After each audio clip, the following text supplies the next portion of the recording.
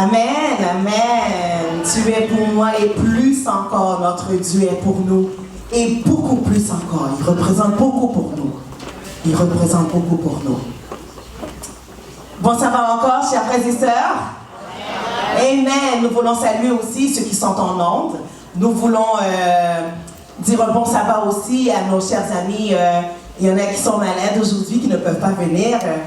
Alors, nous voulons vous saluer également, vous qui êtes devant les écrans. Tant qu'il y aura des inquiétudes, Je veux dire que la louange, je vais juste demander à MMS de veiller. On peut dire que la louange devrait être un moteur dans la vie de chaque croyant. Est-ce que tu crois que la louange est le moteur dans ta vie? Amen. J'aimerais ça que tu dises à ton voisin ce matin, la louange est un moteur dans ma vie. La louange est un moteur dans ma vie. La louange, il faut le croire, la louange est un moteur dans notre vie. La louange, en fait, bâtit notre foi, terrasse l'ennemi et élève Dieu.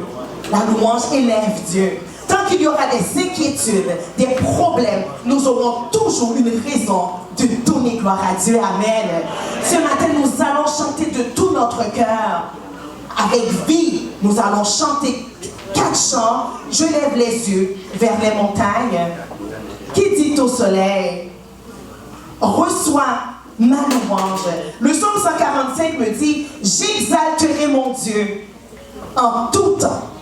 Chaque jour, sa louange est dans ma bouche. Chaque jour, sa louange est dans ma bouche. J'exalterai mon Dieu en tout temps. Je vais vous demander de vous mettre debout afin de bouger comme vous voulez, afin de louer le Seigneur avec tous les membres de votre corps, car nous savons que c'est Dieu qui a le contrôle de notre corps, de notre santé, de nos jambes, de nos bras, de notre cerveau, de notre tête. Alors nous allons utiliser tout ça pour donner gloire à Dieu ce matin.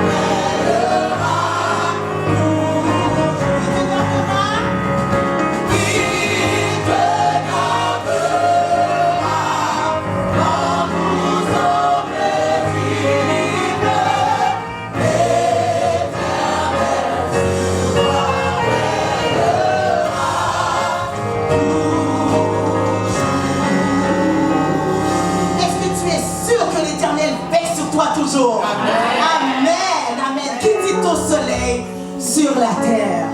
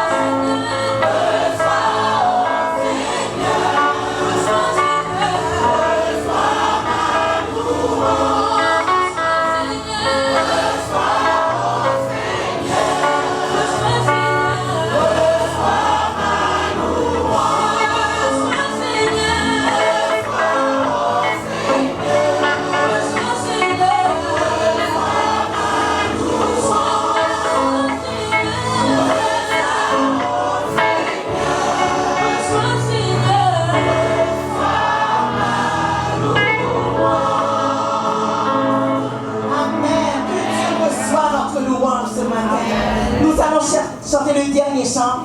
Dieu, tu es grand et ta grâce envers nous durera jamais.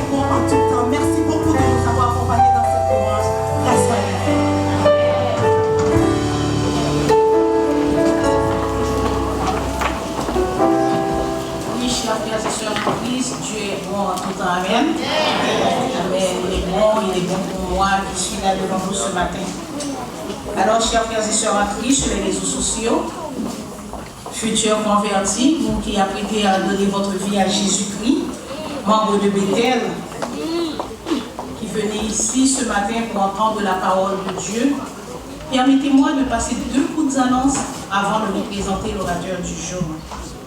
Donc, nous invitons, l'Église de Bethel nous invite tous les baptisés de ces 3 dernières années à la cérémonie de baptême qui aura lieu le 30 décembre pour venir supporter les autres qui seront baptisés le 30 décembre. Mais avant tout, d'être présent lors du culte qui aura lieu le matin même de ce 30 décembre qui clôturera les 10 jours de la campagne d'évangélisation. Donc nous comptons sur vous, nous comptons sur les baptisés de ces 3 dernières années. Vous savez qui vous êtes, nous voulons vous honorer. Nous voulons vous honorer. Donc je vois le sourire de Michael, le sourire de Mélina. Donc oui, nous voulons vous honorer. Donc nous comptons sur vous. Soyez présents. Et il y aura un repas après le culte, toujours en votre honneur, avec vos parrains et marraines. Les parrains et marraines, soyez présents. Donc pour cette grande clôture des 10 jours de la campagne d'évangélisation, qui sera couronnée des baptêmes dans l'après-midi. Donc il y a une série d'enfants, d'adultes qui se préparent à recevoir le baptême pour faire ce que Jésus a demandé, baptiser-les au nom du Père, du Fils et du Saint-Esprit. La deuxième annonce, c'est que nous aimerions que chaque membre de Bethel qui se sent concerné par la mission que Jésus-Christ nous a confiée puisse investir dans l'achat d'une Bible et le remettre au ministère personnel. Donc, nous aimerions recevoir une Bible de votre part. Quand Jésus a dit que vous avez reçu gratuitement, donnez gratuitement. Donc, ces Bibles, nous ferons quoi avec? Eh bien, ces Bibles, ils pourront être distribuées dans les prisons. Ces Bibles neuves, pas des Bibles que vous n'utilisez plus, qui a des pleines marques, hein, des Bibles neuves. Donc, ces Bibles, ils pourront être données aux nouveaux baptisés. Ces Bibles, ils seront données lorsque nous irons visiter, faire des campagnes dans la rue, évangéliser, donner des livres. Nous donnerons aussi la parole de Dieu, la Bible écrite.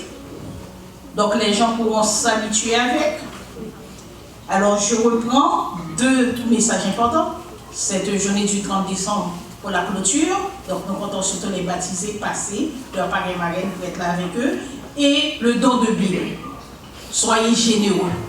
Apportez votre Bible et puis remettez-nous-les. Vous pouvez les remettre à n'importe qui. Ils vont les mettre dans l'armoire et nous allons les redistribuer après. Merci. Sans plus tarder, j'ai le privilège immense,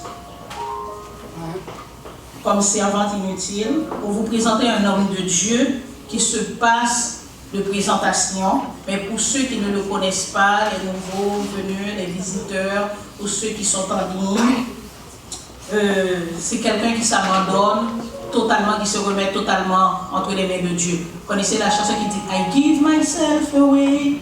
Donc il s'est donné, il a mis tout son corps pour servir Dieu. Donc c'est pasteur Abner Théodore, pasteur de l'église de Bethel, homme marié à une femme vertueuse, père de 3 enfants. Donc vous les voyez, le troisième, il est là juste en face de moi. Donc je reprends, marié à une femme vertueuse et père de 3 enfants, ayant la faveur de prêcher chaque sabbat devant son père, assis derrière, qui ne cesse, nous n'en doutons pas, de louer l'Éternel pour ses faveurs avec sa famille. Pour ses bienfaits avec son fils, qui a été mandaté par Dieu pour nous aider à découvrir la vérité sur le salut offert par Dieu à travers le sacrifice de Jésus-Christ. À travers ces 10 jours d'évangélisation, le thème central est sa parole et la vérité. Que le Seigneur nous motive pour la mission, pour la puissance du Saint-Esprit. Chers frères et sœurs, une chose est sûre, nous sommes presque à la maison. Nous pouvons le sentir. Cela fait écho de la parole de Jean 14, verset 1 à 3. Que vos cœurs ne se troublent point. Croyez en Dieu et croyez en moi. Je m'en vais vous préparer une place. Et quand elle sera prête, je reviendrai. Donc, préparez vos cœurs, parce que vous savez, Satan ne veut pas que nous réalisons à quel point il est dangereux pour nous de vivre sans Jésus-Christ dans notre vie. Je vous invite tout le long du message qu'il va porter à prier dans vos cœurs, vous les convertis, vous qui avez fait la paix avec Jésus, tout au long du message, afin que ceux qui sont liés puissent être déliés au nom de notre Seigneur Jésus-Christ. Afin que ceux qui mangent la vallée des doutes puissent laisser le Saint-Esprit les convaincre de péché. Donc, sans plus tarder, nous allons, avant que Pasteur Abner commence son message, pasteur Abner Théodore. Nous allons, il y a une chanson spéciale,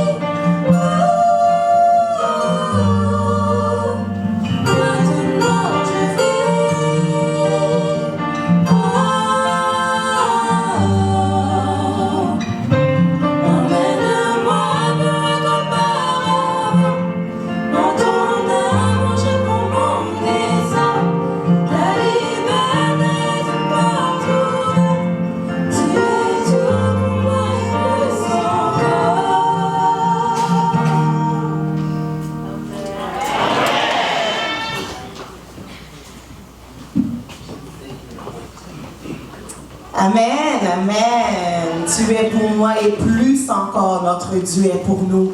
Et beaucoup plus encore. Il représente beaucoup pour nous. Il représente beaucoup pour nous. Bon, ça va encore, chers frères et sœurs?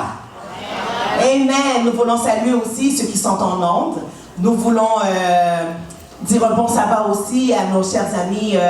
Il y en a qui sont malades aujourd'hui, qui ne peuvent pas venir. Alors, nous voulons vous saluer également, vous qui êtes devant les écrans. Tant qu'il y aura des inquiétudes, je veux dire que la louange, je vais juste demander à MMS de veiller. On peut dire que la louange devrait être un moteur dans la vie de chaque croyant.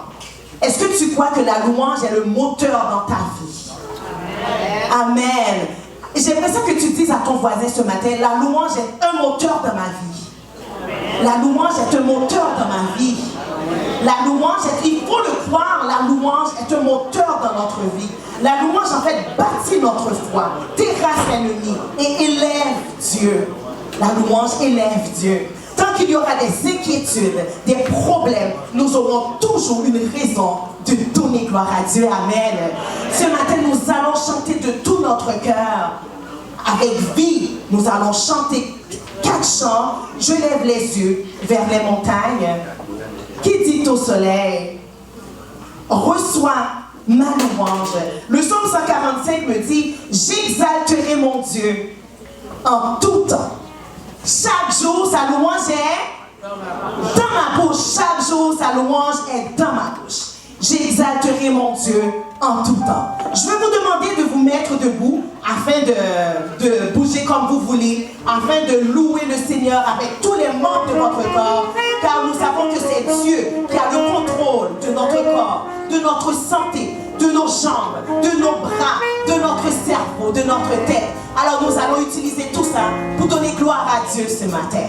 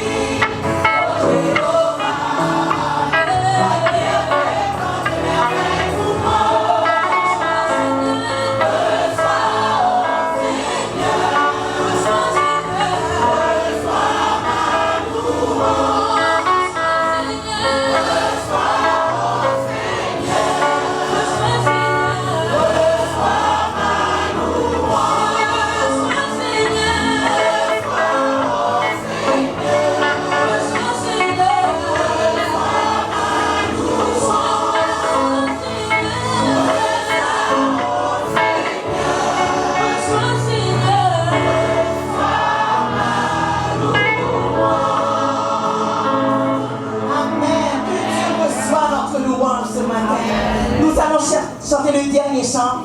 Dieu, tu es grand et ta grâce envers nous ne durera jamais.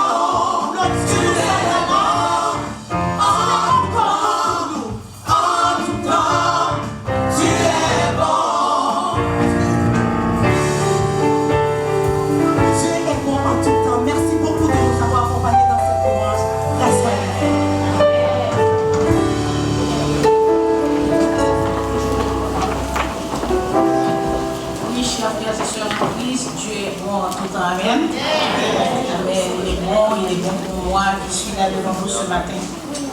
Alors, chers frères et sœurs en Christ sur les réseaux sociaux, futurs convertis, vous qui apprêtez à donner votre vie à Jésus-Christ, membres de Bethel, qui venez ici ce matin pour entendre la parole de Dieu, permettez-moi de passer 2 coups d'annonce avant de vous présenter l'orateur du jour.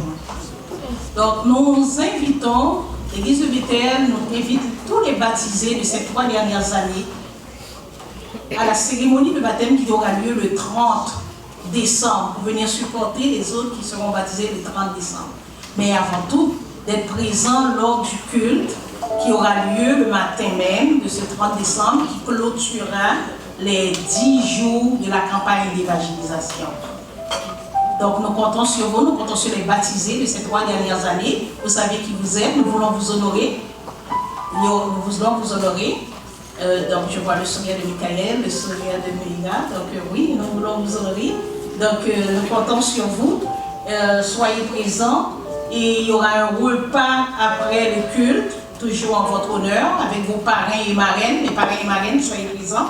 Donc pour cette grande clôture des 10 jours de la campagne d'évangélisation, qui sera couronnée des baptêmes dans l'après-midi. Donc il y a une série d'enfants, d'adultes qui se préparent à recevoir le baptême pour faire ce que Jésus a demandé, baptisez-les au nom du Père, du Fils et du Saint-Esprit.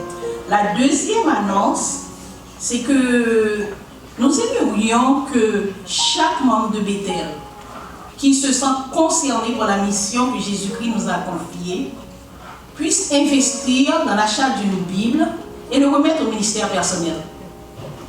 Donc nous aimerions recevoir une Bible de votre part. Quand Jésus a dit que vous avez reçu gratuitement, donnez gratuitement. Donc ces Bibles, nous ferons quoi avec?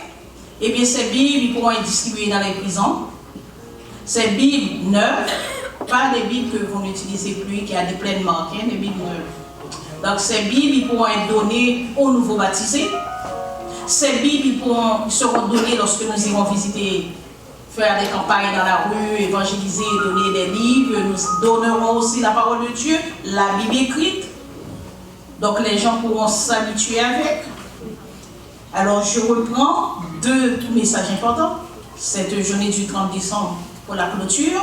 Donc nous comptons surtout les baptisés passés, leurs parrains et marraines pour être là avec eux. Et le don de Bible. Soyez généreux. Apportez votre Bible et puis remettez-les. Vous pouvez les remettre à n'importe qui. Ils vont les mettre dans l'armoire et nous allons les redistribuer après. Merci. Sans plus tarder, j'ai le privilège immense, comme servante inutile, pour vous présenter un homme de Dieu qui se passe de présentation, mais pour ceux qui ne le connaissent pas, les nouveaux venus, les visiteurs, ou ceux qui sont en ligne, c'est quelqu'un qui s'abandonne totalement, qui se remet totalement entre les mains de Dieu. Vous connaissez la chanson qui dit « I give myself away ». Donc il s'est donné, il a mis tout son corps pour servir Dieu. Donc c'est pasteur Abner Théodore, pasteur de l'église de Bethel, homme marié à une femme vertueuse, père de 3 enfants. Donc vous les voyez, le troisième, il est là juste en face de moi. Donc je reprends, marié à une femme vertueuse et père de 3 enfants, ayant la faveur de prêcher chaque sabbat devant son père, assis derrière, qui ne cesse, nous n'en doutons pas, de louer l'Éternel pour ses faveurs avec sa famille, pour ses bienfaits avec son fils, qui a été mandaté par Dieu pour nous aider à découvrir la vérité sur le salut offert par Dieu à travers le sacrifice de Jésus-Christ. À travers ces 10 jours d'évangélisation, le thème central est sa parole et la vérité. Que le Seigneur nous motive pour la mission, pour la puissance du Saint-Esprit. Chers frères et sœurs, une chose est sûre, nous sommes presque à la maison. Nous pouvons le sentir. Cela fait écho de la parole de Jean 14, verset 1 à 3. Que vos cœurs ne se troublent point. Croyez en Dieu et croyez en moi. Je m'en vais vous préparer une place et quand elle sera prête, je reviendrai. Donc, préparez vos cœurs parce que vous savez, Satan ne veut pas que nous réalisons à quel point il est dangereux pour nous de vivre sans Jésus-Christ dans notre vie. Je vous invite tout le long du message qu'il va porter à prier dans vos cœurs, vous les convertis, vous qui avez fait la prière avec Jésus, tout au long du message, afin que ceux qui sont liés puissent être déliés au nom de notre Seigneur Jésus-Christ. Afin que ceux qui mangent la vallée des doutes puissent laisser le Saint-Esprit les convaincre de péché. Donc, sans plus tarder, nous allons, avant que Pasteur Abner commence son message, Pasteur Abner Théodore. Nous allons, il y a une chanson spéciale,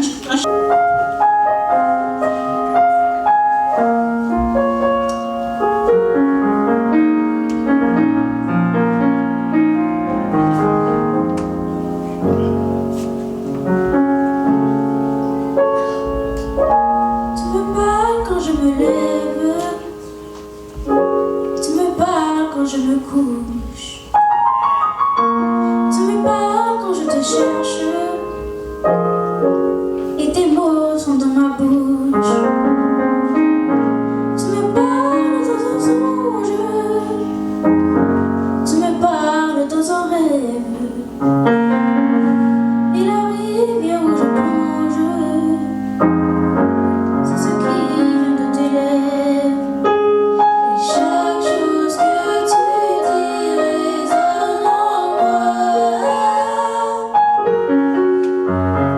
Tous tes mots prennent vie au fond de moi.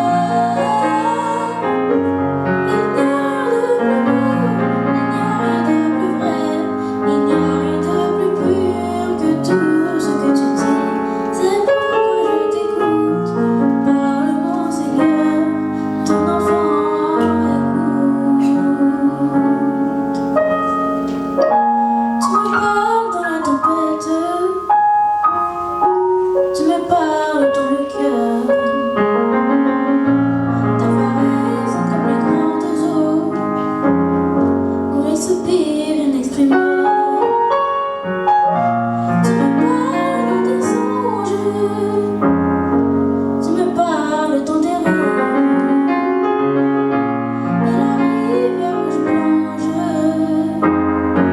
c'est ce que tu me révèles. Chaque chose que tu dis résonne en moi. Tous tes mots prennent vie au fond de moi. Il n'y a rien de plus beau, il n'y a rien de plus vrai, il n'y a rien de plus pur que tout ce que tu dis. C'est pourquoi je t'écoute. Parle-moi, Seigneur, ton enfant écoute.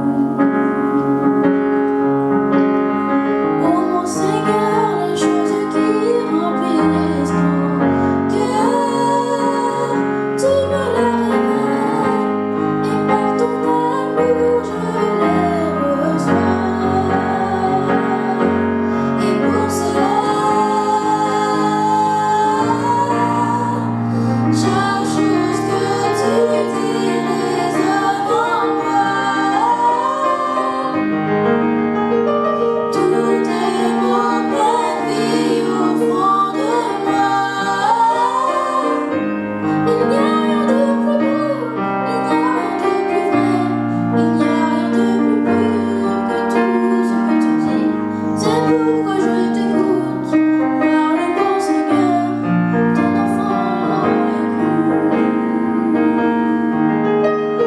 Chaque chose que tu dis résonne en moi. Tous tes mots prennent vie au fond de moi. Il n'y a rien de plus beau, il n'y a rien de plus vrai, il n'y a rien de plus pur que tout ce que tu dis. C'est pourquoi je t'écoute. Parle-moi, Seigneur, ton enfant écoute.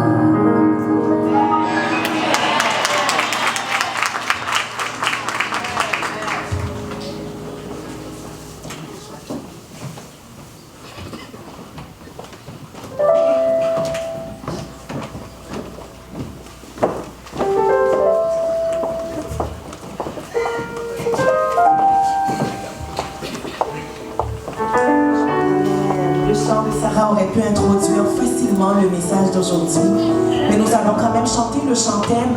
Nous allons nous mettre debout pour chanter le chant-thème au numéro 135, Livre sacré, lumière étincelante.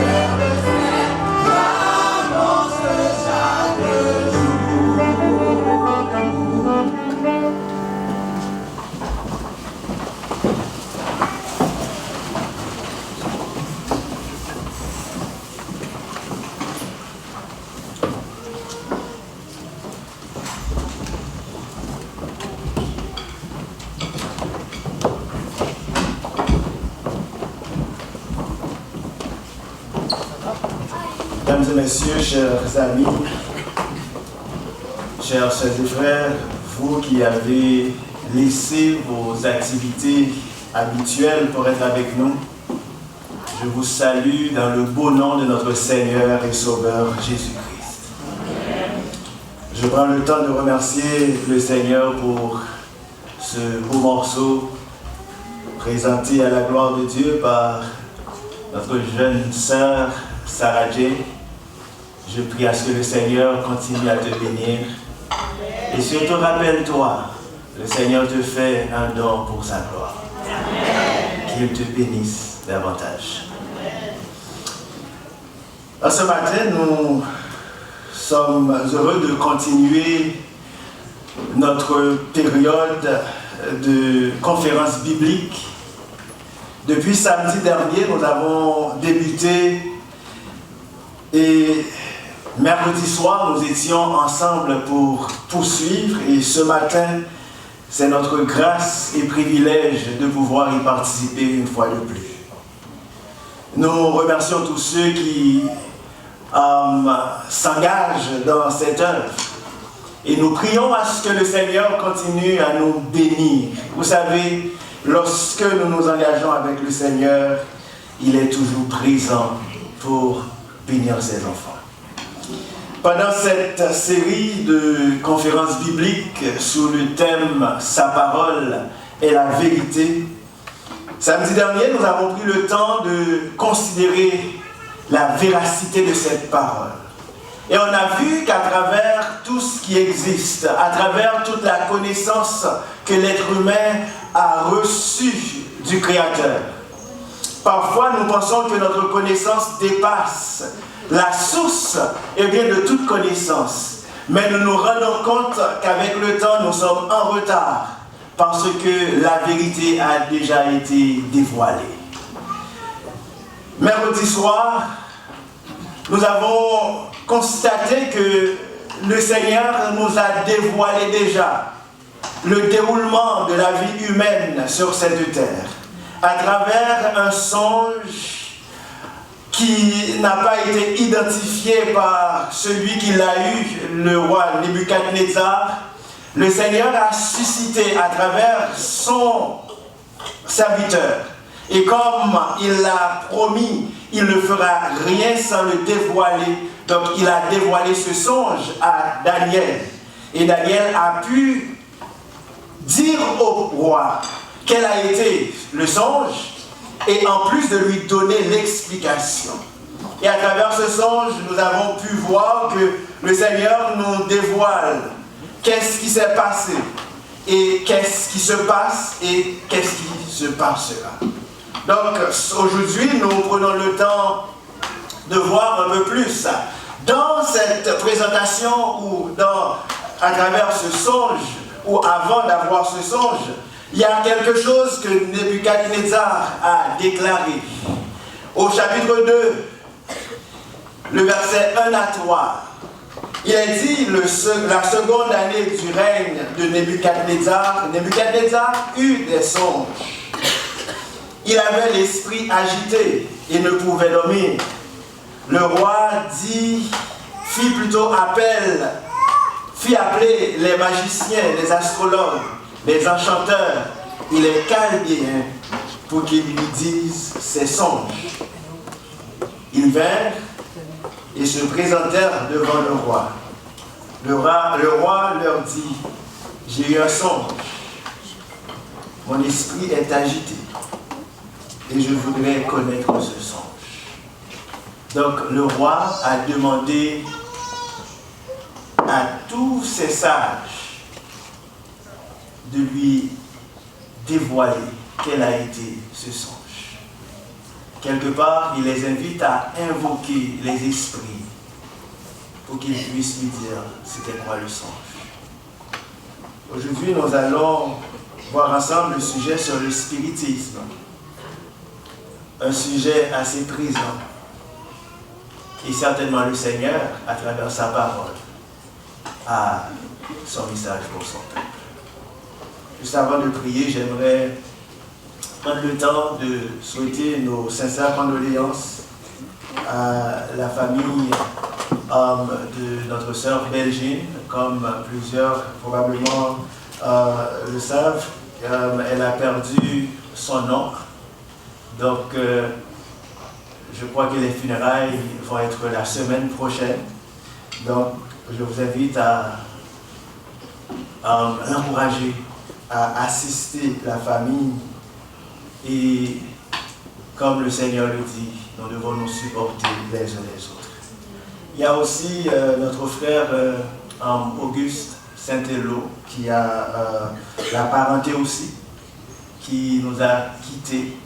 Donc, je crois que les funérailles, c'est cette fin de semaine. Donc, ce soir, ce sera à Magnus Poirier sur P9.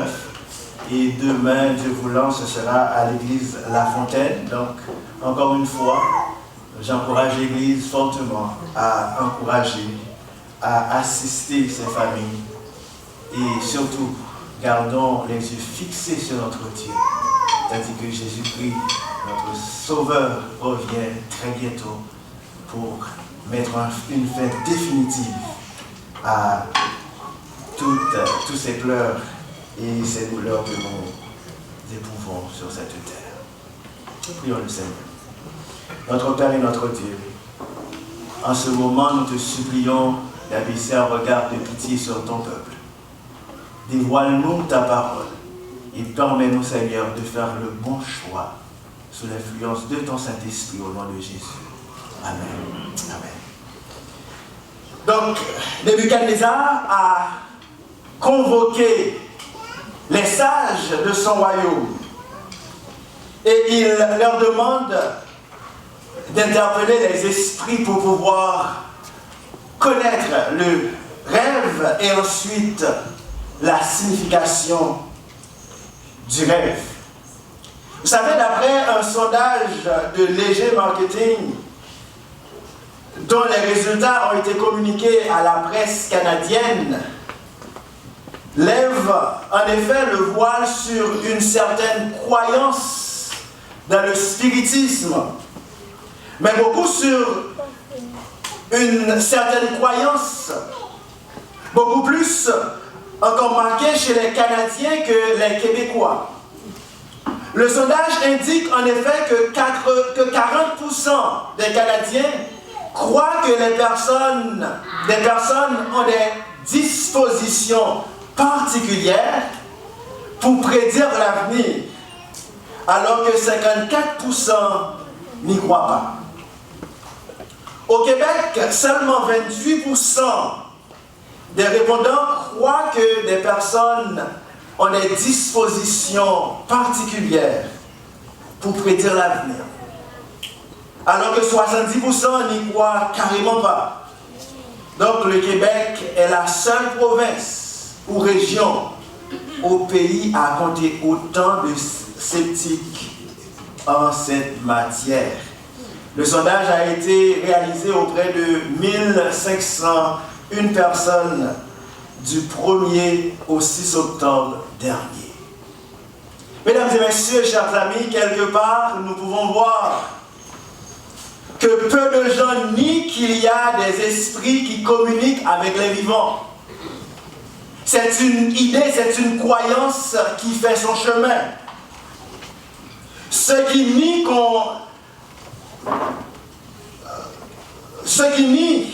n'ont qu'à plutôt enquêter sur les faits pour découvrir qu'il existe des agences surnaturelles.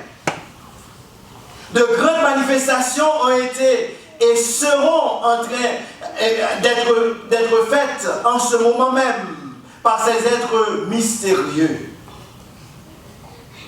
Par le biais de messagers médiums spiritualistes, sont parfois reçus plusieurs types de messages, d'avertissements, et cela attire l'attention de beaucoup de personnes.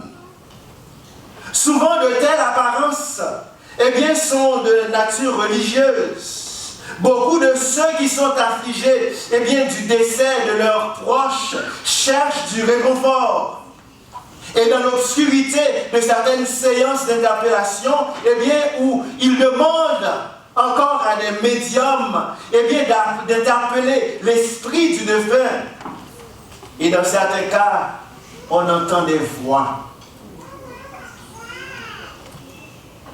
Et il parle avec la même voix et l'apparence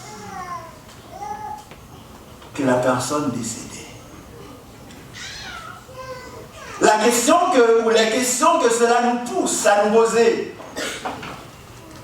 La revendication des spiritualistes est-elle juste? Ces apparences sont-elles réellement les esprits des morts? Sont-ils, eh bien, de bons ou de mauvais esprits? Lorsque ces interpellations sont faites, eh bien, on entend des voix, on voit des visages. Eh bien, est-ce que c'est réellement ces personnes qui sont mortes, eh bien, qui reviennent à la vie à travers ces interpellations? Lorsqu'on entend ces choses, il y en a qui ont peur, il y en a qui sont confus. Mais bien aimé, pendant ces 10 jours, c'est ce que nous essayons de voir à travers la parole véritable de Dieu, du Créateur. Nous voulons voir, est-ce que ces phénomènes, eh bien, sont des choses vraies? D'où viennent ces phénomènes? Heureusement que la Bible, chers amis, n'est pas silencieuse sur ce sujet. Alors je vous invite à tourner, eh bien, vers la parole de Dieu, la vérité. Mesdames et messieurs, il y a 2 sortes d'esprits. L'esprit du bien et l'esprit du mal. Il y a une guerre sur cette terre. Il y a un combat sur cette terre. Et nous ne pouvons pas nier que Satan est présent sur cette terre. Parce que la parole de Dieu nous dit que, eh bien, au ciel, Satan a décidé de se rebeller contre le Créateur. Donc, de ce fait, nous avons ces 2 forces qui sont en train de se battre sur cette terre. C'est pour cette raison qu'il y a la maladie, il y a la souffrance. Léon a 2, c'est pas juste. Hébreux, 1er verset 14 nous dit, ne sont-ils pas tous des esprits au service de Dieu, envoyés pour exercer un ministère en faveur de ceux qui doivent hériter du salut? Et tout de suite, Apocalypse 16, verset 14, eh bien, nous dit, car ce sont des esprits de démons qui font des prodiges. Ce que nous voyons sur cette terre, ces manifestations, ce sont des esprits de démons. Parce que le mal est sur cette terre. Satan a été précipité sur la terre. Donc il est présent parmi nous. Mais comment expliquer l'existence d'un homme ou des hommes qui sont déjà morts? Quelqu'un est décédé, mais on le voit et on entend. La Bible est claire, chers amis. Les gens sont totalement inconscients de la mort. Et ils n'ont aucune part dans tout ce qui se fait sur cette terre. La Bible est claire que lorsque quelqu'un décède, cette personne n'existe plus. Il est dit dans Ecclésiaste 9, versets 5 et 6, les vivants en effet savent qu'ils mourront, mais les morts ne savent rien, et il y a pour eux plus de salaire, puisque leur mémoire est oubliée. Et leur amour et leur haine et leur envie ont déjà péri. Et ils n'auront plus jamais aucune part à tout ce qui se fait sous le soleil. La Bible est claire, chers amis, lorsqu'on se sépare, eh bien, des êtres chers, il n'y a pas possibilité de les rencontrer sur cette terre. Parce que quand on meurt, c'est fini. On ne parle plus. Par conséquent, l'esprit qui sont contactés dans ces séances d'interpellation ne peuvent pas être les esprits des morts. Cela ne peut pas être les esprits des morts, comme le prétendent les esprits ou encore ceux qui communiquent avec eux. Ils ne peuvent pas non plus être les anges fidèles de Dieu, parce que ces esprits démoniaques cherchent à tromper les gens en se faisant passer pour les esprits des morts. Ces anges de Dieu ne trompent jamais. Cela veut dire que ce que les gens entendent n'ont rien à voir avec ce que la parole de Dieu nous dit. Donc il n'y a qu'une seule conclusion, les esprits qui transmettent des messages à travers les médiums spiritualistes sont les esprits des démons. Ils sont sous la direction de leur maître, Satan, qui par tous les moyens possibles, chers amis, cherche à tromper les gens et à les faire perdre la foi. Et surtout dans ces temps où nous vivons. Tout ce que nous entendons, ces choses mystiques, chers amis, ont pour but de nous détourner de la voie de Dieu.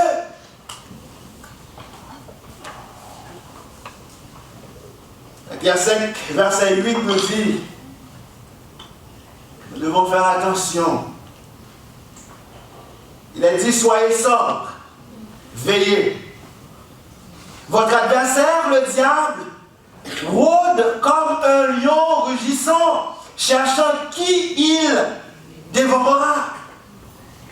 C'est pour cette raison que le Seigneur, à travers sa parole, nous met en garde. En tant que chrétiens, en tant que croyants, en tant que ceux qui cherchent à connaître la vérité, nous ne pouvons pas vivre comme les autres. Nous ne pouvons pas nous adonner à l'alcool. Parce que nous devons posséder notre capacité mentale de raisonnement pour prendre les décisions, les bonnes décisions. Donc nous devons être sobres. C'est que Pierre nous dit. Et Apocalypse 12, verset 9 nous dit, et il fut précipité, le grand dragon, le serpent ancien appelé le diable et Satan, celui qui séduit toute la terre. Il fut précipité sur la terre et ses anges furent précipités avec lui.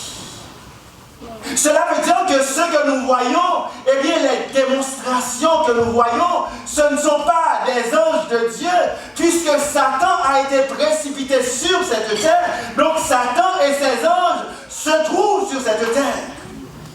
Et l'objectif de Satan, c'est de nous détourner de la bonne voie, c'est de nous détourner de la vérité, et il va utiliser tous les moyens possibles pour arriver à ses fins.